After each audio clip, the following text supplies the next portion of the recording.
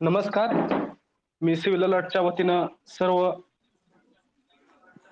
विद्यार्थ्यांचे तसेच आपल्या गेस्टचे टॉप ऑन स्टॉक ह्या कार्यक्रमामध्ये स्वागत करतो. सर्वांना सिव्हिल अलर्ट तर्फे 75व्या स्वातंत्र्य दिनाच्या हार्दिक शुभेच्छा. पाठीमागील महिन्यात एक दुःखद घटना घडली. सिव्हिल इंजिनिअरिंग क्षेत्रातील विद्यार्थी स्वप्नील लोणकर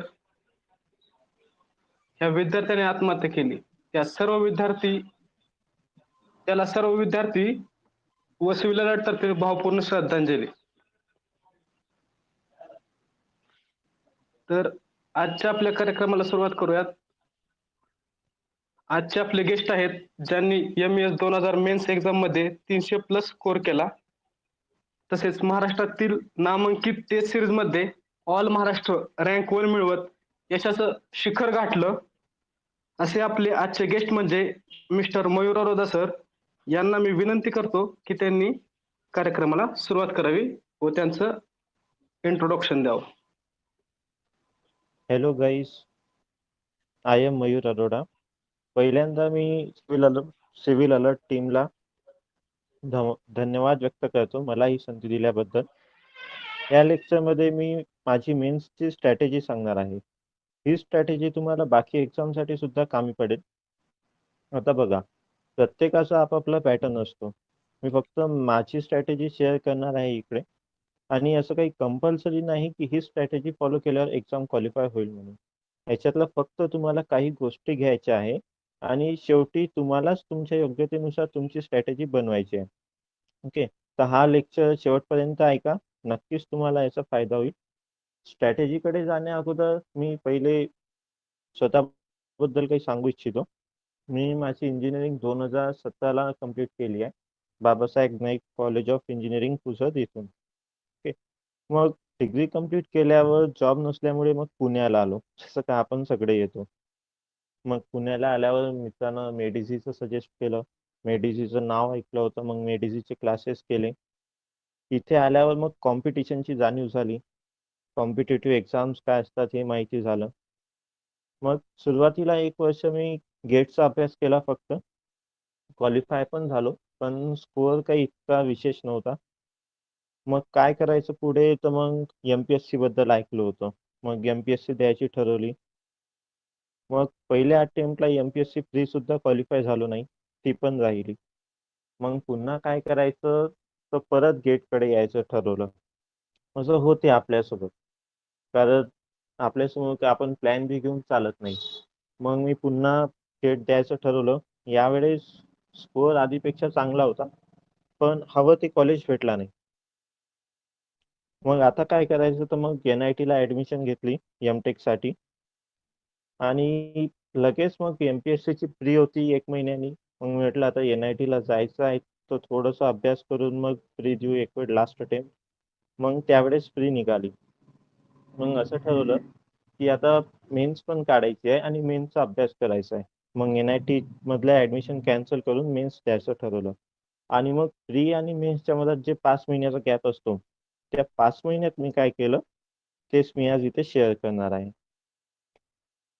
तर बघा, अगोदर सगळ्यात महत्वाचा पॉइंट म्हणजे माझं टाइम मॅनेजमेंट. हा खूप जणांनी प्रश्न विचारला आहे की मी माझा टाइम कसा मॅनेज केला. माझा दिवसाचा टाइम मॅनेजमेंट म्हणजे मी 3 स्लॉटमध्ये डिवाइड केला होता दिवस माझा. सकाळी माइंड फ्रेश असतो उठल्यावर. मग सकाळी मी कन्सेप्च्युअल सब्जेक्ट वाचायचो. युजली पेपर 1च असायचं ते नेहमी, कारण तो थोडा कन्सेप्च्युअल आहे. मग दुपारी आराम वगैरे करून पेपर 2 कडे यायचो, ते माझा सेकंड स्लॉट. ठीक आहे. आणि मग इव्हनिंगला संध्याकाळी आपण चहा पितो. चहा पिल्यानंतर माझा जे थर्ड स्लॉट होता, तो फक्त मी रिव्हिजनसाठी ठेवला होता. कारण एक अंदाज झाला होता की 21 सब्जेक्ट कॅरी करणं इतकं सोपं नाही आहे, तर रिव्हिजन खूप करावी लागणार. आणि 5 महिन्यात पहिले 3-3.5 महिने मी हाच रुटीन फॉलो केला होता की सकाळी पेपर 1, दुपारी पेपर 2 आणि इव्हनिंगला फक्त आणि फक्त रिव्हिजन. त्यात नवीन कोणताच टॉपिक वाचायचं नाही. ठीक आहे. तर मग असं काही युनिक मी काही केलेलं नाही आहे, फक्त कन्सिस्टंटली केलं, डिसिप्लिन होता आणि 5 महिने नियमित अभ्यास केला. ओके, आता आपण बघूया एक्झामची स्ट्रॅटेजी कशी आहे. आता सगळ्यात आधी सिलेबस बघूया. बघा, कोणत्याही एक्झामचं प्रिपरेशन करताना सिलेबस हा सगळ्यात महत्त्वाचा पार्ट असतो. मी अभ्यास करताना दोन गोष्टी नेहमी माझ्या टेबलवर असायचं. एक प्रिव्हियस इयर क्वेश्चन आणि दुसरा सिलेबस. अभ्यास नेहमी मी सिलेबसनुसारच केला, एकदम स्ट्रिक्ट टू सिलेबस. आणि जास्तीत जास्त सिलेबस कव्हर करायचा प्रयत्न करायचा आपण. आणि माझं कसं होतं, मी एका सब्जेक्टचा एखादा चॅप्टर वाचला तर मी तो चॅप्टर सिलेबसवर अंडरलाईन करू, म्हणजे मला लक्षात येत होतं की बघ किती सिलेबस कव्हर झाला आणि किती राहील आहे. तर त्याच्यानुसार स्पीड आपली कमी जास्त करायची. तर हा माझा रुटीन होता. आता थोडस मेन्स बद्दल आल्यावर, मेन्स मध्ये दोन पेपर आहे, एक पेपर 1 आणि पेपर 2. पेपर 1 मध्ये 9 सब्जेक्ट आहे जवळपास. आणि पेपर 1चं काय आहे, पेपर 1 खूप स्कोरिंग आहे.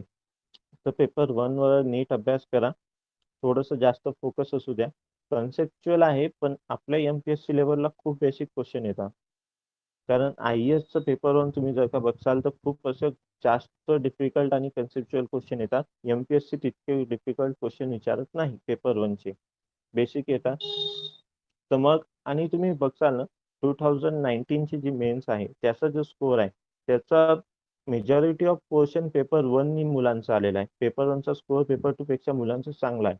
कारण तो स्कोरिंग असतो आणि इझी असतो. जास्त काही डिटेल एमपीएससी आपल्याला विचारत नाही. आणि जर तुम्ही तुमचे बेसिक्स क्लिअर ठेवले ना, तर तुम्हाला जास्त वेळ सुद्धा लागत नाही पेपर 1 कव्हर करायला. ओके. आता पेपर 1 मध्ये स्कोरिंग सब्जेक्ट आहे म्हणजे नेमके कोणते? सॉर्म झाला, स्ट्रक्चर झाला, आरसीसी आणि प्रिस्टेस. हे सब्जेक्ट आहे ते स्कोरिंग आहे. ठीक आहे. आता या सब्जेक्टची टोटल 200 पैकी 110 मार्क होते जवळपास, हे 5 सब्जेक्ट मिळवले की. तर आपण कसा अप्रोच ठेवायचा, अभ्यास करताना 110 पैकी 100+ मार्क आपल्याला भेटले पाहिजे. कारण 300+ साठी तुम्हाला हा गरजेचा आहे. हाच जो पोर्शन आहे जो स्कोरिंग आहे. तर 100+ टार्गेट ठेवायचा आणि 100+ भेटतात पण. कारण खूप हे सब्जेक्ट आहे जे इझी असतात. ठीक आहे. आणि आता मेन्सची स्ट्रॅटेजी सांगायची म्हणजे पूर्ण तुम्ही मेन्सला पेपर 1 पेपर 2 ला स्ट्रॅटेजी एकच नाही अप्लाय करू शकत. प्रत्येक सब्जेक्टची आपापली एक स्ट्रॅटेजी असते. आता बघा, आता पेपर 1 मध्ये सॉम आहे. सॉम मध्ये तुम्ही कोणते नोट्स वाचले तरी चालतात, इतकं काही नाहीये. फक्त तुम्हाला बेसिक्स क्लिअर पाहिजे सगळे. सॉम मध्ये तितकंच लागतो आपल्याला, त्या बेसिकवरच क्वेश्चन येतात. एसएफडी बीएमडी डिफ्लेक्शनवर डायरेक्टली फॉर्म्युला येईल. ओके. आणि स्ट्रक्चरल अनालिसिस मध्ये कसं आहे, तुम्हाला जास्तीत जास्त प्रॅक्टिस करावी लागणार. कारण तुम्ही जितक्या वेळा प्रॅक्टिस करणार, जितक्या वेळा क्वेश्चन सॉल्व्ह करणार, तितके तुमचे क्वेश्चन जास्त क्लिअर होतात. आणि एक पर्टिक्युलरच क्वेश्चन राहू द्या तुमचे, तेच पुन्हा पुन्हा सॉल्व्ह करा स्ट्रक्चरमध्ये, त्याच्याने कन्सेप्ट जास्त क्लिअर होता. आता बघा, आता हे सॉम आणि स्ट्रक्चर झालं, तिथं आपण कन्सेप्च्युअल अभ्यास करायचा, बेसिक्स क्लिअर ठेवायचे नाही, जास्त डीप नाही जायचं. ओके. आता बघा, याचा अपोजिट म्हणजे आरसीसी. आता आरसीसी मध्ये काय, तिथे जास्त कन्सेप्ट आपल्याला लागत नाही. कारण मोस्टली एक्झाम मध्ये प्रोव्हिजन्स ऑफ फॉर्म्युलेवर क्वेश्चन येतात. ओके. तर हेच जास्त इम्पॉर्टंट आहे. आणि इतके प्रोव्हिजन्स आणि फॉर्म्युलेस कसे लक्षात ठेवायचे, तर त्याला एकच ऑप्शन आहे, रिव्हिजन. रिव्हिजन केल्यानेच गोष्टी लक्षात राहणार, तुम्हाला असं काही लक्षात राहणार नाही. कारण कन्सेप्ट लक्षात राहतात, प्रोव्हिजन्स आणि फॉर्म्युले जास्त वेळ लक्षात राहत नाही. ओके. आणि मी कसं मॅनेज केलं होतं, मी सगळे प्रोव्हिजन्स लिहून काढले होते आणि तेच ते रिवाइज करत होतो मी. कारण आरसीसी मध्ये तुम्ही बघसाल तर आरसीसी मध्ये जास्त थेरॉटिकल क्वेश्चन येत नाही, डेफिनेशन्स वगैरे येत नाही, प्रोव्हिजन्स फॉर्म्युलेस. आता लास्ट टाइमचे एमएस 19 चे क्वेश्चन बघाल तर सगळेचे सगळे जवळपास क्वेश्चन प्रोव्हिजन्सवरच आहे आणि फॉर्म्युलेत आहे. ओके. आता बघा, हे झालं आरसीसी. आणि आता यांचं कॉम्बिनेशन एक सब्जेक्ट बनतो प्री-स्ट्रेस. आता प्री-स्ट्रेस मध्ये प्रोव्हिजन सुद्धा आहेत आणि बेसिक सुद्धा लागतात. थोडे कन्सेप्च्युअल क्वेश्चन येतात. आता 2019 मध्ये थोडेसे त्यांनी लेवल वाढवली आहे प्रिस्पेक्टची, कारण प्रॉब्लेम्स होते, 3-4 प्रॉब्लेम्स होते आणि थोडे चांगले लेवलचे होते. तर इथे तुम्हाला प्रोव्हिजन्स पण पाठ करायचे आहे आणि बेसिक्स पण क्लिअर करायचे आहे. तर इथे तुम्हाला रिव्हिजन लागतील. ओके. आता बघा, पेपर 1चा अभ्यास करताना लक्षात असू द्या की सगळे सब्जेक्ट आहे ना एकमेकाशी लिंक आहे. तर आता एका सब्जेक्टचा अभ्यास करताना तो टॉपिक त्याच सब्जेक्टसाठी मर्यादित नका असू दे. तोच टॉपिक दुसऱ्या सब्जेक्टसाठी पण अप्लाय असतो. पेपर 1ची ही एक खूप चांगली गोष्ट आहे. आता याचा तुम्हाला एक चांगला एक्झाम्पल देतो. आता प्रिस्ट्रेस कॉन्क्रीट मधला जो कन्सेप्च्युअल पार्ट आहे, म्हणजे stress concept, analysis, stress calculation, हा सगळा जर का तुम्ही सॉम व्यवस्थित केला असेल ना, तर तुम्हाला लक्षात येईल की सॉम मधला जो आहे पार्ट, कोणता, बेंडिंग थेअरीचा, तोच चॅप्टर तिथे पुन्हा रिपीट झालेला आहे. प्रिस्ट्रेस, पूर्ण प्रिस्ट्रेस त्याच्यावर आहे. तर मग तुम्ही बेंडिंग थेअरीचा चॅप्टर नीट केला तर तुमचा प्रिस्ट्रेसचा तो अर्धा प्रिस्ट्रेस जवळपास आपोआपच होऊन जाईल. ओके. आता तसं याचं दुसरा एक्झाम्पल म्हणजे आता स्ट्रक्चरमध्ये स्टिफनेस आणि फ्लेक्सिबिलिटी मेथड्स आहे. आता हा चॅप्टर थोडासा कॉम्प्लिकेटेड आहे आणि नेहमी मुलं डाऊट्स विचारतात तिथं. तर याच्यासाठी तुम्हाला माहिती आहे का, जे सॉमचं डिफ्लेक्शन चॅप्टर आहे ना, त्याचे जे सगळे डिफ्लेक्शनचे फॉर्म्युलेज आहेत ते तुम्हाला पाठ पाहिजे. आणि ते पाठ कसे करायचे, पेजवर लिहून काढायचे आणि पुन्हा पुन्हा ते रिवाइज करायचं. ते डिफ्लेक्शनचे फॉर्म्युले तुम्ही पाठ केले तर ते पूर्ण फ्लेक्सिबिलिटी आणि स्टिफनेस मध्ये तेच फॉर्म्युलेज यूज होतात. आणखी नवीन फ्लेक्सिबिलिटी स्टिफनेस मध्ये काहीच नाही आहे. तर थोडा एकत्रितपणा आणायचा प्रयत्न करा पेपरसाठी. आणि तुम्ही जे काही वाचत आहात ते फक्त नीट वाचा. म्हणजे फक्त असं पेजेस पलटवत आहे असं नका करू. जे वाचलंय ना ते थोडं नीट वाचायचा प्रयत्न करा, की जेणेकरून तुम्हाला क्वेश्चन्स आले पाहिजे. नाहीतर खूप मुलं असं वाचतात, मग त्यांना क्वेश्चन विचारले की क्वेश्चन येत नाही. असा नको व्हायला. तुम्ही जे वाचलंय त्याच्यावरचे मार्क तुम्हाला भेटायला पाहिजे, तर ते वाचून अर्थ आहे. ओके. तर हे थोडंसं पेपर 1 बद्दल लक्षात ठेवा. थोडंसं लिंक करून अभ्यास करा. आणि आता सीपीएम पट आणि नेटवर्क अनालिसिस जो सब्जेक्ट आहे, आता त्याच्यात माहिती आहे का, सीपीएम पट आणि कन्स्ट्रक्शन इक्विपमेंटचे नोट्स आहेत चांगले आहेत मेडिसीचे. बाकीचे टॉपिक आहेत त्याचे नोट्स अवेलेबल नाही आहेत जनरली. ओके. तर मग याच्यासाठी माहिती आहे का, सर्च करायला शिका थोडंसं. गुगल आहे त्याचा यूज वगैरे करत चला. नेटवर सर्च करायचं आणि जे काही तुम्हाला इन्फॉर्मेशन भेटते, स्टँडर्ड डेफिनेशन्स भेटतात, डाटा भेटते, ते थोडंसं लिहत चला आपल्या बुकमध्ये. आणि ते लिहिल्यावर रिवाइज सुद्धा करायचं. कारण या टॉपिकचे नोट्स कुठेच अवेलेबल नाही आहे. तर पण याच्यावर क्वेश्चन येतात. एमपीएससीचं एक ही चांगली गोष्ट आहे की सिलेबसमध्ये जो काही चॅप्टर तुमचे मेन्शन आहे, तो प्रत्येक चॅप्टरवर एमपीएससी एक तरी क्वेश्चन टाकतो. आधी सीपीएम पटवरच क्वेश्चन यायचे, पण 2019ला एमपीएससीनी सगळ्या साईट लेआउट झाला, आणखी क्वालिटी, सेफ्टी सगळ्यांवर एक एक क्वेश्चन टाकलाय. तर थोडंसं सिलेबस आहे पूर्ण कव्हर करायचा प्रयत्न करा. आणि प्रत्येक टॉपिकवर क्वेश्चन एक्सपेक्टेड आहे एमपीएससी कडून. हे एक एमपीएससी बद्दल चांगली गोष्ट आहे. ओके. आता थोडंसं पेपर 2 बद्दल बोलूया. आता पेपर 2 मध्ये 11 सब्जेक्ट आहे. काही सब्जेक्ट खूप मोठे आहेत पेपर 1, पेपर 2 मधले. ओके. आता ते जिओटेक, एन्व्हायरमेंट झाला, एफएम, हे खूप मोठे मोठे सब्जेक्ट आहे. आणि काही सब्जेक्ट छोटे आहे. एक्झाम्पल फॉर टनेल झाला, ब्रिज झाला, हायड्रोलॉजी. आणि बघा पेपर 2 मध्ये कसं आहे, प्रत्येक सब्जेक्टला इक्वल वेटेज आहे, 18 मार्क्स. तर आपल्याला कमीत कमी वेळात जास्त मार्क्स करायचा हे प्रयत्न केला पाहिजे. तर मी आधी कसं केला होता पेपर 2 साठी, की जे पहिले छोटे छोटे सब्जेक्ट आहे ना ते नीट केले होते. आणि ते एकदम स्टँडर्ड रेफरन्स मधून केले होते. कारण त्या सब्जेक्टचे रेफरन्स सुद्धा लहानच असतात, ते इतकं काही अवघड जात नाही वाचायला. तर मी त्याच्यावरचे पूर्ण 18चे 18 मार्क्स कन्फर्म केले होते, हे सगळे जे लहान सब्जेक्ट आहे. मग हे सब्जेक्ट तुम्ही नीट केले की नाही, तर मग याच्यानंतर तुम्ही जाऊ शकता लाईक एन्व्हायरमेंट झाला, एफ एम झाला, या सब्जेक्टवर. का? कारण या सब्जेक्टचे जे क्वेश्चन्स आहेत ओके ते एक्झाम मध्ये इझी असतात ॲज कम्पेअर्ड टू जिओटेक. तर मग तुम्ही हे सब्जेक्ट आधी करा कारण हे मोठेच आहे पण क्वेश्चन थोडेसे इझी आहे. तुम्हाला मॅथ्स लवकर कव्हर होईल. आणि मग शेवटीला जिओटेक झाला. जिओटेक आता लास्ट टाइमचं सर्वेचे पण क्वेश्चन खूप म्हणजे असे चांगले लेवलचे टाकले होते एमपीएससी न.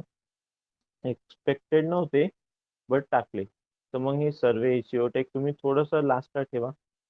आणि आता दुसऱ्या कोणत्या एक्झामची प्रिपरेशन करत असाल तुम्ही मधात तर सर्वे हा सब्जेक्ट थोडस पहिले असू द्या. कारण सर्वे हा असा सब्जेक्ट आहे की जो प्रत्येक एक्झामला कॉमन आहे. बीएमसी असू द्या, MIDC, जेईच्या जिल्हा परिषद सगळ्या एक्झामला एकच सब्जेक्ट मॅक्सिमम क्वेश्चन असतात. तो असतो सर्वे. तर सर्वे हा पहिले करा. फक्त एमपीएससी साठी करत असाल तर थोडस लास्टला असू द्या. बाकीचे आधी जे कन्फर्म मार्क्स वाले क्वेश्चन आहे सब्जेक्ट आहे ते असू द्या. ओके. आता पेपर 2 मध्ये तुम्ही प्रोव्हिजन्स आणि one liner questions, definitions, types वगैरे असतात कोणत्या गोष्टीचे, ते टाइप्स कुठं यूज होतात, हे सगळं याच्यावर जास्त फोकस करा. कारण हेच क्वेश्चन मध्ये विचारतात. पेपर 2 मध्ये जास्त करून कन्सेप्ट विचारत नाही except some subjects like geotech झाला. आता जिओटेक मध्ये माहिती आहे का जिओटेक मध्ये खूप जास्त कन्सेप्च्युअल क्वेश्चन्स येतात. म्हणजे तुम्हाला तो टॉपिक खरंच समजलेला आहे का तरच तुम्ही सॉल्व्ह करू शकता. आणि लास्ट इयर तर त्यांनी न्यूमेरिकल्स जास्त टाकले होते. आय गेस इंजिनिअरिंग सर्व्हिसेसचे न्यूमेरिकल्स होते. तर थोडस असं पेपर अनालिसिस करत चला. आणि पेपर 2 मध्ये प्रोव्हिजन्स खूप जास्त आहे. ओके.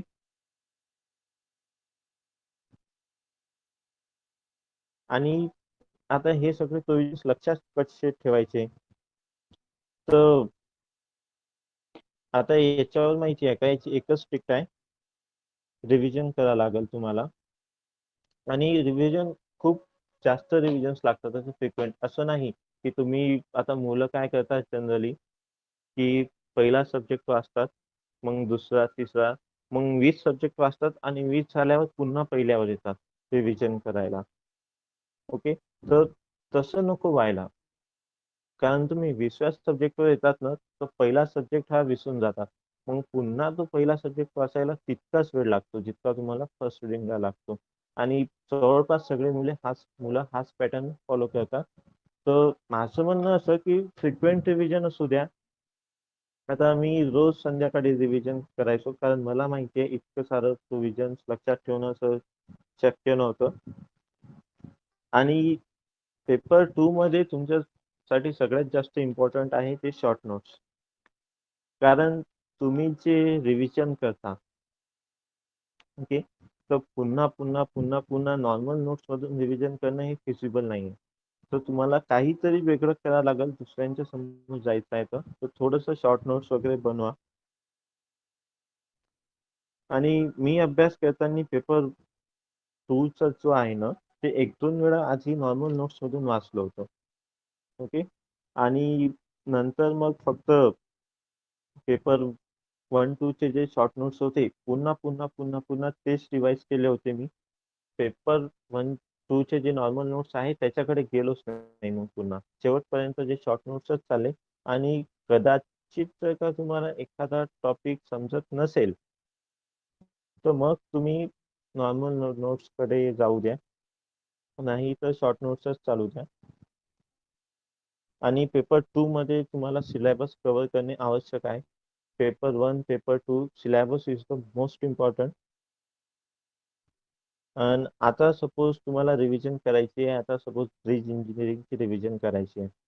तर आता तुम्ही प्रत्येक वेळेस संगमाला घेऊन त्याच्यातून रिव्हिजन करणं नाही इतका वेळ नाही आहे आपल्याला कारण 31 सब्जेक्ट आहे आणि खूप मोठा सिलेबस आहे. तर सगळ्यात जास्त मोठा सिलेबस हा एमपीएससीचा आहे.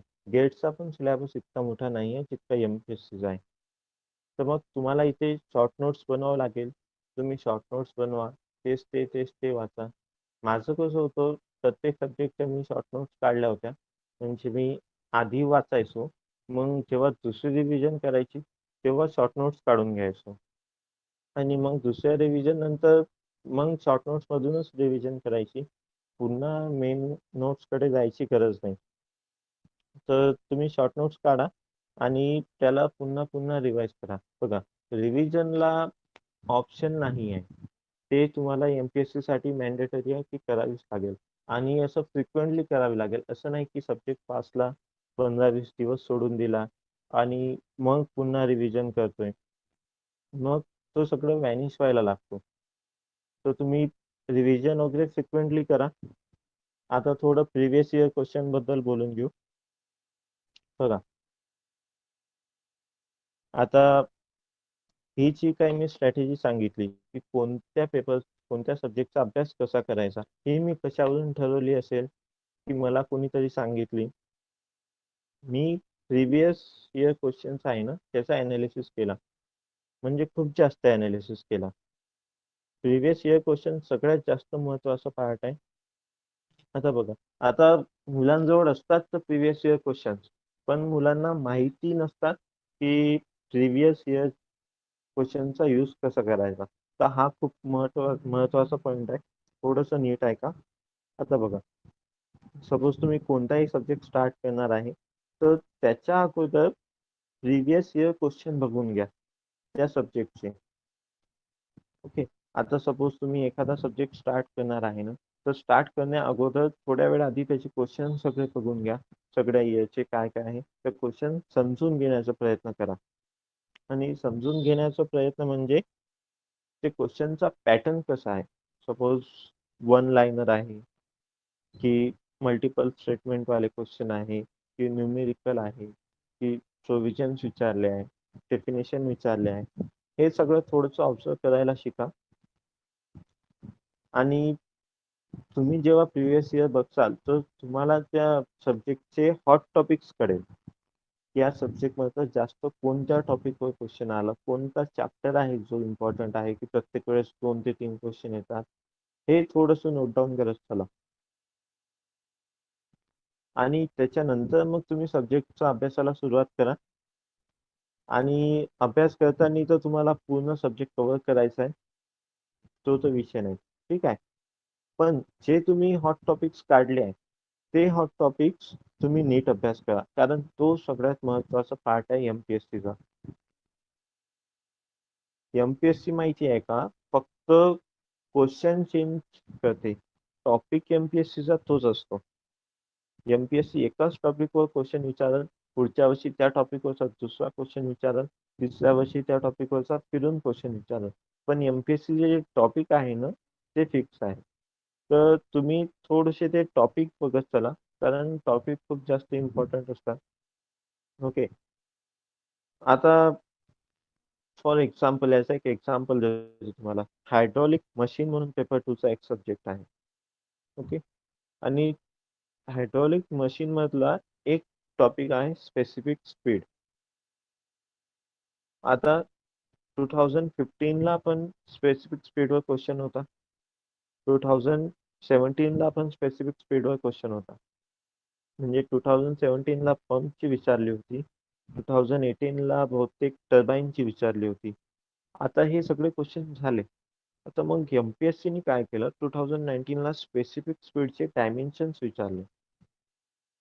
तर तुम्ही काय करा, अभ्यास करताना मी काय केलं होतं, की मला जो एक टॉपिक भेटला, की स्पेसिफिक स्पीडवर क्वेश्चन विचारलेला आहे आयोगानं 2015 ला, तर मी तो पूर्ण टॉपिक एकदम व्यवस्थित करायचो, की त्या टॉपिकवरचा पुन्हा कुठे क्वेश्चन आला तर तो मला आला पाहिजे. या पॅटर्ननी अभ्यास करा, कारण टॉपिक चेंज नाही होत. एखाद्या टॉपिकवर जर का क्वेश्चन आलाय तर त्या टॉपिकवर पुन्हा क्वेश्चन येऊ शकतो, हा असेम्पशन घेऊन चला. तर मग तुम्ही थोडासा जास्त अभ्यास करणार. ओके. मी तो टॉपिक एकदम व्यवस्थितपणे करायचो, त्यालाच पुन्हा पुन्हा रिवाइज करायचो, की त्याचे 2 मार्क तरी ऍटलिस्ट मला भेटले पाहिजे. आता बघा, आणि जर का तुमचा सब्जेक्टचा अभ्यास करून झाला, तो सब्जेक्ट तुम्ही पूर्ण संपवला, तर त्याच्यानंतर तुम्ही प्रिव्हियस इयर क्वेश्चन सॉल्व्ह करायला जा. असं तरी मला योग्य वाटलं. कारण मी पूर्ण सब्जेक्ट आधी वाचून घ्यायचो आणि त्याच्यानंतर प्रिव्हियस इयर क्वेश्चन अटेम्प्ट करायचो. ओके, तर प्रिव्हियस इयर क्वेश्चन लावताना मी काय ऑब्झर्व करायचो की जे क्वेश्चन आहे प्रिव्हियस इयरचे ते सगळे मी वाचले आहेत का, म्हणजे सगळे मला आलेत का. पण आता सगळे तर येत नाही, काही 2-3 क्वेश्चन असतातच जे तुमच्या बुकमध्ये नसतात, तुम्ही ज्याच्यातून अभ्यास करता तुमच्या नोट्समध्ये नाही आहे. तर मग तिथे तुम्हाला अल्टरनेटिव्ह नोट्सकडे जायची गरज आहे. म्हणजे सपोज आता 1-2 क्वेश्चन आहे, मी बुकमधून अभ्यास केला, माझी सपोज आता मेडिसिनची बुक आहे, मी त्याच्यातून अभ्यास केला आणि मग अभ्यास केल्यानंतर मी त्या सब्जेक्टचे प्रिव्हियस इयर क्वेश्चन लावले आणि मग 2-3 क्वेश्चन आहेत जे मला मेडिसिनच्या बुकमध्ये नाही भेटले. मग मी काय करायचो, ते 2-3 क्वेश्चन रेफरन्समध्ये शोधायचो. मग तिथे तुम्ही रेफरन्सचा यूज करा. आणि जर का सगळेच्या सगळे क्वेश्चन तुम्ही वाचलेल्याच बुकमधले आले, तर मग तुम्हाला रेफरन्स वगैरे यूज करायची गरज नाही. आता हायड्रोलॉजी जवळपास मेडिसच्या बुकमधूनच येतो. तर मग तुम्हाला तिथे रेफरन्सची गरज नाहीये. 1-2 टॉपिक काय आहे त्याच्यासाठी रेफरन्स लागते. पण जे टॉपिक बुकमध्ये आहे ते बुकमधूनच करा. आणि आता रेफरन्स तुम्ही वाचली आहेत ना, तर रेफरन्स मधला जो काही डाटा आहे तो तुमच्या बुकमध्ये लिहत चला साईडला, रेग्युलर बुक किंवा शॉर्ट नोट्समध्ये, आणि तो नियमित रिवाइज करत चला. बुक म्हणलं काय, ते रेफरन्स मधून वाचून तर घेतात पण ते तिथेच अंडरलाईन करून सोडून देतात. मग रिव्हिजन करत नाही आणि मग तो आठवत नाही, तर मग त्याचा काही उपयोग नाही. आता माझी एक सवय चांगली आहे की मला कुठं पण काही पण डाटा भेटला तर मी तो माझ्या बुकमध्ये लिहून घ्यायचो, कुठला पण. पण एखाद्या ऑथेंटिक सोर्स पासून भेटला तर मी तो डाटा आपल्या बुकमध्ये लिहून घ्यायचो आणि त्याला नियमित नियमित रिवाइज करायचो. थोडस डाटा कलेक्शनची सवय टाका, ती एक त्याचा एक खूप मोठा बेनिफिट असतो. आता खूप मुलं विचारतात की सर एमसीक्यू कशातले लावायचे, कोणतं पब्लिकेशन आहे. तर बघा, एमसीक्यू लावायचं हा प्रत्येक सब्जेक्ट नुसार व्हॅरी होते. ठीक आहे. आता खूप जण म्हणतात की सर एस साठी आयएएस चे एमसीक्यू लावायचे का. आता मला तरी अशी गरज नाही वाटली कधी, कारण आयएएस चे जे स्ट्रक्चरचे एमसीक्यू आहेत ते खूप जास्त टफ असतात, खूप जास्त कन्सेप्ट लागतात. एमपीएससी ला तितके कन्सेप्ट लागत नाही. तर मला तरी अशी गरज नाही वाटली, पण तुमच्या जवळ शेवटी वेळ असला तर तुम्ही नक्कीच वाचा, फायदाच होईल, असं नुकसान काही नाहीये. ओके. आणि जे काही बाकीच्या सब्जेक्टचे एमसीक्यू आहे आता पेपर 2 चे, ते तुम्ही आता खूप जण गुप्तायन तुम्ही लावतात, तेच विचारतात असं कोणती बुक चांगली आहे. त्याच्यापेक्षा मी प्रिफर केले होते की प्रत्येक जो सब्जेक्टचा स्टँडर्ड डिफरन्स असतो ना, त्याच्या मागं तुम्ही जर का रेफरन्स वाचली असाल तर तुम्हाला माहित पडेल की बुकच्या एंडला एमसीक्यू असतात प्रत्येक बुकच्या. आता इरिगेशनचं गर्ग झाला, एन्व्हायरमेंटचा सुद्धा गर्ग आहे, हायड्रोलॉजीचा सुब्रमण्यम झाला, फिशफेस कृष्णराजू, एफ एम साठी बन्सल आहे. हे सगळे सब्जेक्टचे एमसीक्यूज त्या बुकच्या मागे असतात. तर मग मी तेच प्रिफर केलं होतं की ज्या एंडचे एमसीक्यू बाकीचं असं गुप्ता तुम्ही याच्यात खूप चुका असतात. तर मला तरी ते ऑथेंटिक सोर्स वाटलं, तर मग मी तेच ते एमसीक्यू लावले होते रेफरन्स मधले. आणि आयएएस च जर तुमच्याजवळ वेळ वेळ असेल तर तुम्ही काय करा, आयएएस चे जे पेपर 2 चे वन लाईनर एमसीक्यू असतात ना, जे एकदम सिंपल सिंपल असतात और एकदम लहान लहान प्रॉब्लेम असतात, ते सॉल्व्ह करा, त्याची प्रॅक्टिस करा. आणि जिओटेकचे आयएएस चे क्वेश्चन लावायला पाहिजे, ते एक चांगलं आहे. आणि तुम्हाला खरंच एमसीक्यू लावायची गरज आहे का. आणि बघा माझं कसं होतं, मी एमसीक्यू लावायच्या आधी ना रिव्हिजन प्रिफर करायचो. म्हणजे एमसीक्यू लावण्यापेक्षा माझं रिव्हिजनवर जास्त भर असायचं. कारण तुम्हाला एक एक्झाम्पल देतो. आता आरसीसी मध्ये मॅक्सिमम एन्फोर्समेंट ऑफ स्टील आहे 4%. ठीक आहे. तर ती व्हॅल्यू कधी चेंज होणार नाही आहे आणि त्याला कोणी उलट्या याने विचारू नाही शकत. तर मग तिथे तुम्हाला एमसीक्यू लावायची गरज नाहीये. आरसीसीचे मी क्वेश्चन नाही लावले होते. मी काय केलं की ती व्हॅल्यू पुन्हा पुन्हा पाठ केली, कारण मला तो आन्सर आला पाहिजे. ते क्वेश्चन लावायची गरज नाहीये. क्वेश्चन लावा साठी, स्ट्रक्चरसाठी, त्याची प्रॅक्टिस करा, तिथे कन्सेप्ट लागतात. पण आता टनेल ब्रिज साठी याच्यासाठी क्वेश्चन लावायची मला तरी आवश्यकता नाही वाटली. कारण जर तुम्हाला प्रोव्हिजन सगळे पाठ आहेत ना, तर क्वेश्चन मध्ये असं काही वेगळं नाही विचारत. मी तरी एमसीक्यू या सब्जेक्टचे लावले नाही. मी फक्त रिव्हिजनवर जास्त फोकस केला. आणि रिव्हिजन अशी की म्हणजे आठवलं पाहिजे सगळं. Without options you should be able to take your answer. ऑप्शनची गरज पडली नाही पाहिजे. इतकी रिव्हिजन तुमची झाली तेव्हा तुम्ही 300+ इझिली स्कोअर करू शकता. नाही तर काही मुलं असतात, आता विचारलं मॅक्सिमम एन्फोर्समेंट इन स्टेल, मग 4 आहे का 6 आहे का, कॉलमची 6 आहे, त्यात कन्फ्युजन असतो. तिथे चुका होतात आणि तिथे निगेटिव्ह मार्क जातात. तर याच्यासाठी तुम्हाला बेस्ट ऑप्शन सांगतो, एका पेजवर प्रोव्हिजन्स लिहून घ्यायचे आणि पुन्हा पुन्हा तेच प्रोव्हिजन्स रिकॉल करायचे. ओके. आता काही मुलं नवीन असतील, काहींनाही ट्रिक माहिती असेल. मी रिव्हिजन बद्दल काय करायचो ना, एक ट्रिक आम्हाला मेडिसीच्या सरांनी सांगितली होती. एक I111 म्हणून रिव्हिजनची टेक्निक आहे. ओके. आता आय म्हणजे इमिजिएट आणि 1 म्हणजे 1 डे, 1 वीक, 1 मंथ. आणि मी हाच पॅटर्न फॉलो केला होता. आज जर का आता कोणता टॉपिक वाचला तर तो टॉपिक पूर्ण फिनिश झाल्यावर एक इमिजिएट रिव्हिजन द्यायची. पुन्हा मागे जाऊन तेवढे पेजेस ओव्हरलुक करून घ्यायचे. 2 मिनिटात रिव्हिजन होऊन जाते सगळी. मग पुढच्या दिवशी पुन्हा ते टॉपिक रिव्हिजन करायचं. ओके. आणि मग तिसरी रिव्हिजन इथून 7 दिवसांनी करायची, आफ्टर 7 डेज. ठीक आहे. आणि मग पुढची रिव्हिजन आफ्टर 1 मंथ, एका महिन्यानी करायची. असं म्हणतात की इतकं केल्यावर लक्षात राहते म्हणून. आता मी तर पहिले 3-3.5 महिने जवळपास हाच रुटीन फॉलो केला होता. आणि माझा जो इव्हनिंग स्लॉट होता, म्हणजे चहा नंतरचा संध्याकाळचा, त्याच्यात मी फक्त हाच टाइम टेबल फॉलो करू. माझ्याजवळ शेड्यूल राहायचं की मी कधी काय वाचलंय. तर इव्हनिंगला मी फक्त रिव्हिजन करत होतो. ठीक आहे. तर तुम्ही हा इतका स्ट्रिक्टली फॉलो नाही केला तरी चालेल.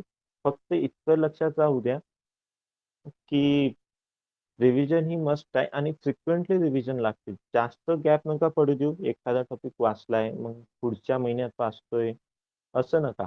तर वाचलंय तर नीट वाचा आणि त्याची वेळेवर रिव्हिजन करा. हेच मला सांगायचं होतं. आणि पुढील प्रोग्राम मी आयोजकांकडे हँडओव्हर करतो.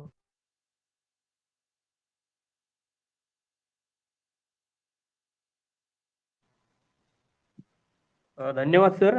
तसं सरांनी आपल्या सगळ्या ज्या प्रॉब्लेम असतात या फेजमध्ये त्या फेजचे उत्तर देण्याचा तंतोतंत प्रयत्न केलेला आहे. तर आपण आपल्या मेलवरती काही मुलांचे क्वेश्चन आलेले आहेत. त्यातले काही कॉमन क्वेश्चन म्हणजे जे रिपीट होतील असे ते क्वेश्चन कॅन्सल केले आहेत. त्यातले काही क्वेश्चन. तर पहिला क्वेश्चन आहे सुमित पवार यांचा.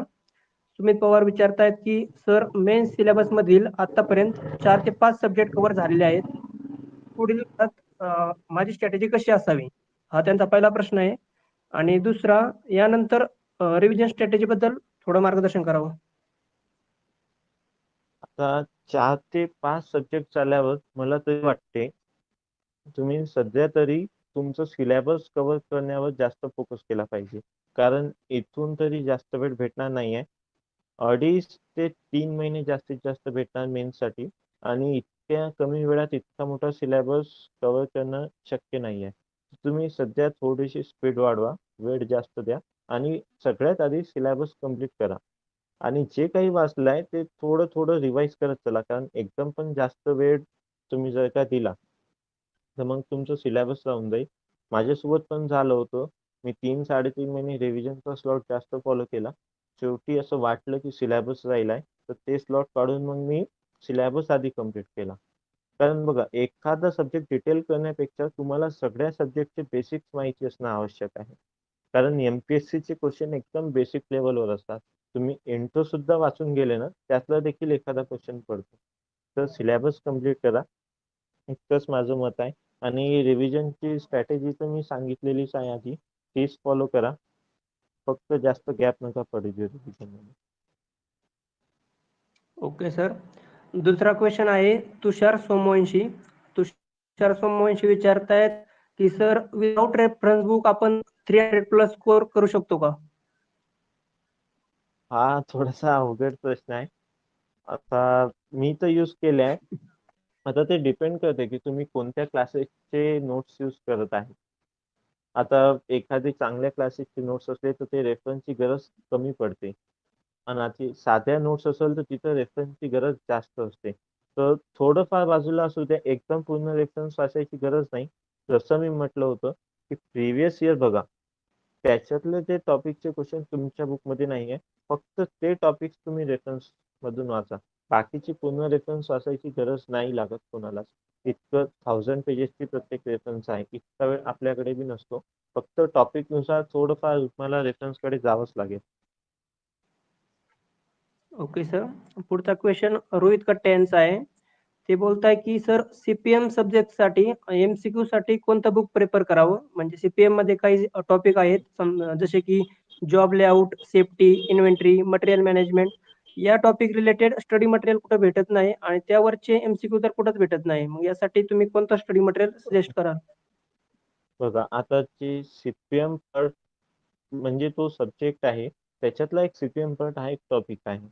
तर सीपीएम पार्टचे क्वेश्चन्स तुम्हाला IAS मध्ये भेटून जाईल. प्रिव्हियस इयर मध्ये वाटेल तेवढे क्वेश्चन्स आहे आणि ते सॉल्व्ह करायला पाहिजे. इतके एकदम डिफिकल्ट नाही आहे, सोपे आहे, ते सॉल्व्ह करा. पण राहिले बाकीचे सब्जेक्टचे, बाकीचे जे टॉपिक्स आहे सेफ्टी, हे टॉपिक तुम्हाला IASचं जे जनरल स्टडीज आहे, पेपर 1 मधला एक GS चा पेपर असतो, त्याच्यात एक स्टँडर्ड्स आणि क्वालिटी प्रॅक्टिसेस म्हणून सब्जेक्ट आहे. तिथे तुम्हाला हे टॉपिक्स भेटून जाईल. आणि याच्यावरच्या MCQ साठी एक नवीन पब्लिकेशन आहे टेक्निओ, असं पुणे युनिव्हर्सिटीचं टेकमॅक्स असते ना, तसाच एक टेक्निओ पब्लिकेशन आहे. त्यांच्या बुकमध्ये MCQ आहेत. मी आणखी तरी यूज केला नाहीये, पण असं ऐकलं आहे की त्यांच्या बुकमध्ये MCQ आहे. तिथं तुम्हाला बाकीच्या टॉपिकचे MCQ भेटून जाईल. पण अभ्यास करताना जितका डाटा भेटते ते लिहत चला, कलेक्ट करत चला, कारण याच्याचं ऑथेंटिक सोर्सेस नाही आहे या टॉपिकचे तरी. Okay sir. पुढचा प्रश्न विक्रम माने यांचा आहे. हा प्रश्न खरं तर खूपच इंटरेस्टिंग आहे आणि हा बऱ्याच मुलांच्या बाबतीत घडत असेल. ते विचारताय की सर जुनी मुलं जी या क्षेत्रात आहेत ती आमचा कॉन्फिडन्स कमी करण्याचा प्रयत्न करतात. ते असं बोलताय की यावर्षी क्लास 1च्या जागा जास्त असल्याने जी जुनी मुलं आहेत ती खूप जास्त अभ्यास करतात. त्यामुळे नवीन मुलांना सिलेक्ट होण्याचे चान्सेस खूप कमी आहेत. तर यावर तुम्ही काय सांगाल? असं खरं तर काहीच नसते, कारण मी ते माझे देखील सिनियर होते, ते देखील आणखी अभ्यासच करत आहे. तसं सिनियर ज्युनियरचं नसते. तुमचा एक अप्रोच पाहिजे, एक एम पाहिजे, नीट अभ्यास करा. असं बाकीच्या गोष्टीकडे लक्ष नका देऊ. मी जेव्हा मेन्स दिली मागच्या वर्षी, मेन्सचा माझा हा पहिलाच अटेम्प्ट होता. मी पहिल्या अटेम्प्टलाच मार्क घेतले. तर आणि खूप सिनियर्स आहे जे आणखी पण प्रयत्न करत आहे. तर तुम्ही असं बाकीच्या गोष्टींकडे लक्ष नका देऊ. आपला अभ्यास आपण करायचा आणि नियमित करायचा. ओके. शेवटचा प्रश्न आहे सर. तात्याराव पवार म्हणताय की जे मुलं म्हणजे सेल्फ स्टडी करतायत त्या मुलांसाठी एक्स्ट्रा पॉइंट काय सांगाल तुम्ही? आता जे मुलं सेल्फ स्टडी करत आहे माहिती आहे का, त्यांच्यासोबत मी एक बघितलं आहे की जो पेपर 1 होत असतो, तिथे ते थोडेसे मागं पडतात. म्हणजे सॉम, स्ट्रक्चर या सब्जेक्टमध्ये थोडीशी त्यांची लीड जाते, कारण त्यांना कन्सेप्ट लवकर क्लिक होत नाही. तर मी इतकाच म्हणणार, कारण पेपर 2 तर थेरी पार्ट आहे, ते सगळेच रट्टा मारू शकतात, त्याच्यात काही वाद नाही. पण पेपर 1 मध्ये थोडंसं जास्त फोकस करा आणि जे स्ट्रक्चर सॉम आहे याची जास्त थोडीशी प्रॅक्टिस करायला शिका. तेच एक जिथे आहे तिथे सेल्फ स्टडी करणारे थोडंसं मागं राहतात, त्याच्यावर थोडंसं जास्त भर द्या. ओके. तर मेलवर जी क्वेश्चन आली होती त्यातली कॉमन क्वेश्चन आपण जवळ-जवळ सगळी घेतली आहेत. तर काही मुलांना आता लाईव्ह क्वेश्चन विचारायचे असतील तर त्यांनी हँड राईज करा. आपण त्यांना चान्स देऊया.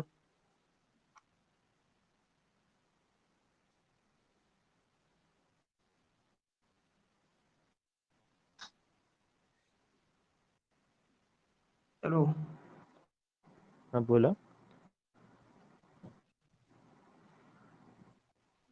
हॅलो. हा क्वेश्चन विचारा आपण.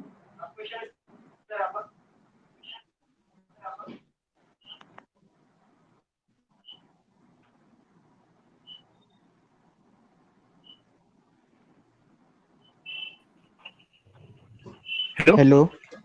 हा सर, हॅलो. तुम्ही हा मस्त अमोल गायडन्स जाधव दिला क्वेश्चन आता. विचारा आपला. सर साठी काय हे ठेवायचे प्रिपरेशन कसं ठेवायला पाहिजे एसए साठी? एसए टॉस साठी माहिती आहे का, तुम्ही एक सोर्स घ्या क्वेश्चनचा. आता प्रिव्हियस इयर झाले आणि दुसऱ्या पीएससी चे क्वेश्चन्स आहे. एक एसएससी च देखील चांगलं बुक आहे आय एस मास्टरचं. त्याचे क्वेश्चन सॉल्व्ह करा आणि तेच ते क्वेश्चन पुन्हा पुन्हा सॉल्व्ह करायचा प्रयत्न करा. नवीन क्वेश्चन घेत जा. कारण एक क्वेश्चन तुम्ही जेव्हा दुसऱ्यांदा सोडवतात ना, तेव्हा तुमची कन्सेप्ट जास्त क्लिअर होते. आणि एसए मध्ये लीड भेटते. एसए चा पेपर इतका काही टफ नसतो. बेसिक विचारता. आणि तुम्हाला वाटलं तर एक एसए साठी गुप्ता अँड गुप्ता तुम्ही एसए साठी यूज करू शकता. कारण त्याच्यातले क्वेश्चन्स असे डायरेक्टली आलेले आहेत, कधी कधी येतात. तर प्रॅक्टिस साठी ते एक म्हणून यूज करू शकता एसए साठी. एसए ची प्रॅक्टिस रिव्हिजन पेक्षा प्रॅक्टिसवर थोडंसं फोकस करा. Okay okay, thank you. Okay, Mayur sir आपला क्वेश्चन विचारा. Hello sir. हा बोला. सर ऑथेंटिक डेटा मिळवण्यासाठी कोणत्या नोट्स वापरल्या पाहिजेत किंवा बुक्स वापरले पाहिजेत? बघा, ऑथेंटिक म्हणजे कसल्या सब्जेक्टचं, कसल्या डाटा? म्हणजे जे पेपर 2 चे ब्रिज इंजिनिअरिंग वगैरे, टनेल इंजिनिअरिंग, त्यांचे ऑथेंटिक डेटा मिळवत नाही, भेटत नाही सर. हा, तर टनेल आणि ब्रिज साठी माहिती आहे का, IRC चे कोर्स आहेत. तुम्ही थोडस कोर्स वगैरे वाचायची सवय टाका. एक म्हणजे डोळ्याखालून जाऊ द्या थोडस जे आहे ब्रिजचे. आणि टनेलचं ऑथेंटिक डाटा कुठेच नाहीये. तर मग टनेल साठी तुम्ही आता जे क्वेश्चन काढणारे असतात ना, ते देखील रेफरन्स मधलेच क्वेश्चन काढतात. सर तर अजून एक तुम्ही डाऊट आहे सर. हा सर 2018 साली जेव्हा पेपर आला होता हा मेन्सचा, तिथे सर असे वेगळेच म्हणजे 8 मीटर पर्यंत हे असतो, टनेल असतो. किंवा नेक्स्ट पेपर मध्ये 2019 मध्ये त्याची म्हणजे व्हॅल्यू वाढवली होती त्यांनी. 8 नाहीये, मला असं वाटते 18 आणि 20 आहे. हा 18 आणि हा सर हा, 18 आणि 20. आता ते कसं होतं, आता एखाद्याने सक्सेना वाचली असेल तर त्याच्यात 18 मीटर आहे पेपर काढणाऱ्याने. आणि एखाद्याने श्रीनिवासन मधून जर का क्वेश्चन टाकला असेल तर त्याच्यात 20 मीटर आहे. हे थोडंफार चालतो, त्यासाठी तुम्ही थोडस लक्ष असू द्या. आता ते पेपर काढणाऱ्यावर आहे, ते कशातून काढते. सर अजून एक डाऊट, छोटासा डाऊट आहे सर. बोला. डाऊट नाही सर, म्हणजे एक सर तुमचे नोट्स असतील, शॉर्ट नोट्स, तर ते शेअर करून द्या ना ग्रुपवर, चॅनलवर. शॉर्ट नोट्स मी प्रयत्न करतो. तशा खूप मोठ्या आहेत, जशा डायऱ्याच आहे खूप साऱ्या, स्कॅन करायला वेळ लागेल. ते बघतो, शॉर्ट्स जमलं मध्ये तर असतील. करेल. हा सर, खूप हेल्पफुल सर, पण खूप helpful. माहिती आहे का, स्वतःच्या शॉर्ट नोट्स स्वतः काढायला शिका. कारण ती एक प्रॅक्टिस होते. आता हा सर. माझ्याकडे माझे 2 टाईपचे शॉर्ट नोट्स आहेत, तर तेवढीच जास्त प्रॅक्टिस होती तुमची. प्रयत्न करा तुम्ही शॉर्ट नोट्स काढायचा. दुसऱ्याचा कमी वाचायचं ट्राय करा. ओके कारण सर. जो लिहितो ना, त्यालाच माहिती असतं शॉर्ट नोट्स मध्ये काय लिहिलेलं आहे. हा सर, थँक्यू सर. हॅलो. हा बोला. हा सर, तुम्ही क्लास कोणता लावलेला आणि कोणत्या ह्याला तुम्ही बुक्स वापरलेल्या, म्हणजे मेडीचे वापरलेल्या की एसच्या वापरलेल्या? मी मेडिसीचे क्लासेस केलाय आणि मेडिसीचेच नोट्स वापरले. आणि कोणता पण, कुठे पुणे का दिल्लीला? पुण्याला. ओके सर, अजून एक डाऊट होता सर. हा बोला. हॅलो सर, ते काय म्हणजे काही मुलांना जर मी विचारलं, म्हणजे पुण्यातला, म्हणजे ग्रुपवरती चर्चा झालेली की मेडिजी चांगला नाही, तर तुमचा म्हणजे काय असेल, आहे का लावण्यासारखा? म्हणजे कारण आपण एवढे 50-60 हजार रुपये इन्व्हेस्ट करणार, तर काय म्हणजे असं तुमचा रिव्ह्यू काय आता असेल? बघा, आता क्लासेस तर चांगला आहे, तुम्ही अफोर्ड करू शकता तर लावायला पाहिजे. पण असं नाही आहे की मेडिसी लावला म्हणजे सिलेक्शन होतोच. कारण माझ्या सोबतचे, आम्ही आता मेडिसी लावली होती तर खूप मुलं होते माझ्या कॉलेजचे. तर आता हम्म. त्या देखील काही मुलं आणखी प्रिपरेशनच करत आहेत. तर असं तुमच्यावर डिपेंड करते. आणि बाकीच्या क्लासेसची मुलं आहेत, त्यांचं सिलेक्शन झालंय. तर आता ते तुम्ही किती ग्राफ्स करता त्याच्यावर डिपेंड करतो. ओके. हॅलो. हा. हॅलो. हा बोला. हा सर, डाऊट असा होता की आपला आता ऑल सब्जेक्ट सगळे ऑल प्रिपेअर करून झाले असतील, हा तर आपण रिव्हिजन करत करत प्रत्येक सब्जेक्ट, आता आज आपला समजा सॉइल मेकॅनिक्स करून झालाय, तर हा त्याचे क्वेश्चन आपण लगेच सॉल्व्ह केले पाहिजेत का कसे, म्हणजे एक नाही पहिले अर्धा दिवस मी दुसरे आता सब्जेक्ट. थोडेफार म्हणजे आता जो टॉपिक वाचलाय ना तुम्ही सॉइल मेकॅनिक्सचा, त्या टॉपिक वरचे क्वेश्चन लगेच सॉल्व्ह करून घ्या आणि प्रिव्हियस इयरचे. आता जे एमपीएससी प्रिव्हियस बाकीचे इयर. हा एमपीएससी प्रिव्हियस इयरचे आणि बाकीचे सोर्सेस होते ते माझं कसं होतं की मी थोडस गॅप पडून द्यायचो एखाद आठवड्याचा आणि मग क्वेश्चन लावायचो. म्हणजे मला कळायचं की मला वाचलेलं किती आठवत आहे आणि मग नाही आठवलं की मग मी पुन्हा वाचायचो तो टॉपिक. पण प्रिव्हियस इयर तेव्हाच्या तेव्हा लावणं गरजेचं आहे, म्हणजे तुम्हाला माहिती पडते तुम्ही जो वाचलेला आहे टॉपिक त्याच्यावरती क्वेश्चन खरेच आलेले आहे का हे तुम्हाला लगेच कळेल प्रिव्हियस इयर केल्याने. Okay okay okay, thank you. Okay. Hello sir. हा सरांना असं मेल येत आहे सर्वांचे, तर सर्वांचे कॉमन प्रश्न आहे की शॉर्ट हा नोट्स कशा प्रिपेअर कराव्या. आता शॉर्ट नोट्स ते बघा. आता मी कसं शॉर्ट नोट्स कशा काढल्या होत्या, मला ज्या गोष्टी लक्षात राहतात मी त्या शॉर्ट नोट्स मध्ये कधीच नाही लिहायचो. ओके. आता काही मुलं शॉर्ट नोट्स मागत आहे मला, तर मला ज्या बेसिक गोष्टी लक्षात राहतात मी त्या शॉर्ट नोट्स मध्ये कधीच ऍड केल्या नाही. जे एकदम जास्त डाटा आहे तोच फक्त शॉर्ट नोट्स मध्ये लिहिला. तुम्ही क्वेश्चन लावा आणि शॉर्ट नोट्स कधी बनवायच्या सेकंड डिव्हिजनच्या वेळेस, म्हणजे तुम्हाला तोपर्यंत कळेल की काय आठवते आपल्याला आणि काय आठवत नाही. तर ज्या गोष्टी आठवत नाही ना त्या तुम्ही शॉर्ट नोट्स मध्ये टाका. ज्या आता आठवल्या त्या पेपरमध्ये बी आठवणारच तुम्हाला. तर ज्या आठवत नाही त्या गोष्टी शॉर्ट नोट्स मध्ये टाका आणि तेच ते रिवाइज करायचं सवय टाका. ओके, तर सर आपण आता क्वेश्चन पास करतो एवढेच. हो. एक क्वेश्चन आपला राहून गेला सर आपला पोस्टरवरचा की टेस्ट सिरीजसाठी योग्य टाइम हो. कोणता, टेस्ट सिरीज अनालिसिस कसं करावं, आणि जर टेस्ट सिरीज मध्ये आपला स्कोर इम्प्रूव्ह होत नसेल, म्हणजे आपण टेस्ट सिरीज हा देतोय पण स्कोर तिथंच राहतोय आणि जर त्यामुळे पण थोडस निगेटिव्हिटी बघा येते, तर आता त्याला अप्रोच कसं करावं.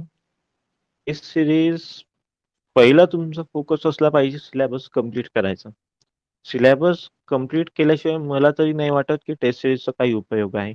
सिलेबस कम्प्लीट करा मग टेस्ट सिरीज द्या आणि टेस्ट देताना थोडस सिरियसली द्या. आता बघा, आता मुलांचे प्रश्न होते की सर टेस्ट सिरीज मध्ये कमी मार्क आल्यावर कसे इम्प्रूव्ह करायचे, म्हणजे कमीच मार्क येत आहे. बघा, कमी मार्क येण्याचे 3 रिझन्स आहेत. पहिला तर म्हणजे जो क्वेश्चन आहे टेस्ट सिरीज मधले ते तुम्ही वाचलेलेच नाहीये, out of the context question आहे. आणि दुसरा टाईप म्हणजे क्वेश्चन वाचलेला आहे तुमचा पण तुम्हाला कळालाच नाही की तो क्वेश्चन कशावर आहे. ओके. आणि तिसरं म्हणजे असं की तो क्वेश्चन तुम्हाला समजला पण तुम्हाला आठवला नाही, कन्फ्युजन मध्ये चुकला. हे 3 रिझन्स आहेत पेपरमध्ये मार्क कमी यायचे. तर बघा, आता जर का तो question out of the context आहे ना तर तुम्हाला तिथं ऍडिशनल सोर्सेस वाचायची गरज आहे. आय.एस. कोड्स वाचा, थोडेसे रेफरन्सेस बघा. आय.एस. कोड पूर्णच्या पूर्ण वाचायची गरज नाही, थोडंफार डोळ्याखालून जाऊ द्या, इम्पॉर्टंट प्रोव्हिजन्स आहे. ठीक आहे, थोडीशी स्पीड वाढवा वाचण्याची आणि जास्त डाटा कलेक्ट करायची सवय टाका. ओके. आणि डाटा कलेक्ट करताना सुद्धा काही मुलं गुगलवर सर्च करतात, तेच लिहून घेतात. डाटा आय.एस. कोड मधला असला तरच तो लिहायचा, कारण एमपीएससी तोच डाटा विचारते. जे मेन सब्जेक्ट आहे तिथं आय.एस. कोड आहे, आय.एस. कोड मधलेच क्वेश्चन येतात. ओके. आणि आता जर का क्वेश्चन सपोज तुम्हाला समजलाच नाही तर इथे एक सगळ्यात इझी ट्रिक आहे जी मी फॉलो करतो. त्या क्वेश्चनला ब्रेक करायचं आणि ब्रेक करून ट्रान्सलेट करायला शिका त्या क्वेश्चन. म्हणजे एखादा मोठा क्वेश्चन आहे तो आपल्याला समजत नाही, मुलं पहिलेच भिवून जातात की हे क्वेश्चन कशाबद्दल आहे. वाचा, वाचल्यावर समजत नसेल तर त्याला ट्रान्सलेट करायचं शिका क्वेश्चनला वेगवेगळ्या पार्टमध्ये. आता याचा एक एक्झाम्पल देतो. फिज टेस्टला 2019 ला एक क्वेश्चन होता. आता सगळ्यांनी वाचलेला आहे की फिज टेस्ट मध्ये सायमल्टेनियस टेन्शनिंगचं जो इलास्टिक शॉर्टनिंगचा लॉस असतो तो 0 असतो. आता एमपीएससीने काय केलं की 4 ते 5 लाईनीचा प्रॉब्लेम बनवला याच्यावर आणि लास्टला फक्त हेच विचारलं की बा सायमल्टेनियस टेन्शनिंग केलेली आहे त्याचं लॉस काढा म्हणून. डायरेक्टली जे वाचलेलं आहे त्याचा आपल्याला यूज करता आला पाहिजे. चौथा ऑप्शन होता 0, तो टिक करायचा होता. पण काही मुलं भिऊन जातात इतके मोठे मोठे प्रॉब्लेम बघून. त्याला ब्रेक करा, रिअलाइज करा की बा काय वाचलेलं आहे याच्यातला ते प्रयत्न करा. आणि तिसरं म्हणजे आता सपोज तुम्हाला कन्फ्युजन होत असेल, आठवत नसेल, तर तुम्ही तिथं रिव्हिजन वाढवायला पाहिजे. आणि रिव्हिजन अशी करा की म्हणजे न ऑप्शन्सच्या तुम्हाला आन्सर आले पाहिजे. आता मी म्हटलं होतं की maximum enforcement in of steel 4% आहे ना, तर ती तुम्हाला ऑप्शन्सची गरज नाही पडली पाहिजे. कधी बी तुम्हाला आठवलं पाहिजे 4% आहे. तर तुमची मार्क नक्कीच वाढेल. हे थोडंसं ॲनालिसिस करा स्वतःच्या टेस्ट सीरीजचा आणि मेन फोकस सिलॅबसवर असू द्या, सिलॅबस कंप्लीट करण्यावर.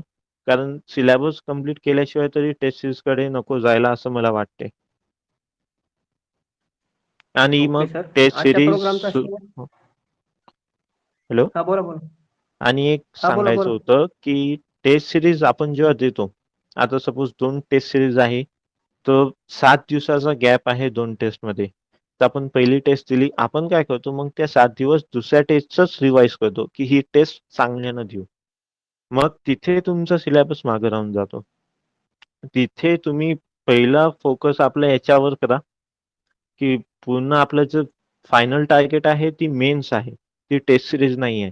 तर पहिला फोकस सिलॅबसवर असू द्या आणि त्या टेस्ट सिरीजच्या मागे जास्त नका लागू. सिलॅबस सोडून फक्त टेस्टच रिवाइज करत आहे आणि टेस्ट देत आहे. पहिले सिलॅबस करा. सिलॅबस झाल्यावर नक्कीच टेस्ट सिरीज द्या आणि ॲनालिसिस करा. Okay sir. आजच्या प्रोग्रामचा शेवटचा प्रश्न. सर, या सगळ्या जर्नीमध्ये फ्लो टिकवताना सेल्फ मोटिवेट स्वतःला कसं ठेवावं आणि सलग अभ्यास केल्यानंतर त्याला किती दिवसाला एक ब्रेक असावा असं तुमच्यानुसार कसं वाटतं तुम्हाला? बघा आता आपला मोटिवेशन एक स्ट्रेसच होता. जॉब नाही लागली तर समोर काय करणार? कारण 2 वर्ष आधीच वाया केलेले होते. एक वेळ फक्त विचार करायचं की आपण कोणत्या परिस्थितीतून आलो आहे, घरची परिस्थिती काय आहे आणि नोकरी नाही लागली तर मग पुढं काय करणार? हाच एक चान्स असतो आपल्याला. तो वाटेल तितकी मेहनत करायची आणि माझं ब्रेकचं सिस्टीम कसं होतं, मी प्रत्येक संडेला हाल्फ डे करायचो. म्हणजे सकाळी लवकर जायचं लायब्ररीत आणि दुपारपर्यंत अभ्यास करायचं आणि मग नंतर संध्याकाळी जायचं एकदम रात्री 8-9 वाजता जेवण करून थोडंफार. बाकी हाल्फ डे असायचं. मी प्रत्येक संडेला ब्रेक घेत होतो आणि मधात मूव्हीज वगैरे येतात. ते थोडंसं ते बी गरजेचं आहे. थोडंसं माइंड रिलॅक्स पाहिजे. आणि एक महत्त्वाचं राहिलं की आता आपण अभ्यास करतो ना, हे थोडंसं प्री प्लॅन्ड असू द्या. म्हणजे उद्या काय अभ्यास करणार आहोत आपण ते आज थोडंसं ठरवत चला. आता मी म्हटलं की 3 स्लॉट होते. तर माझं 3 स्लॉटमध्ये मला काय किती वेळ वाचायचं होतं हे माझं माहिती आहे. ते टॉपिक का मी लवकर संपवला, तर मग माझी सुट्टी. मग तो तिथं मी ब्रेक घ्यायचो. मग डायरेक्ट सेकंड स्लॉटला यायचो.